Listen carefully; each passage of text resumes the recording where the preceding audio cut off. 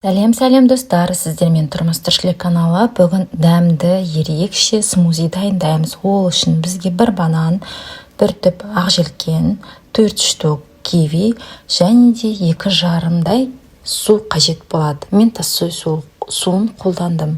Үйіңізде қандай су бар, соны қолдансаңыз болады. Барлығын жақсылап тазалап, кесіп, блендерден жақсылап өткізіп аламыз.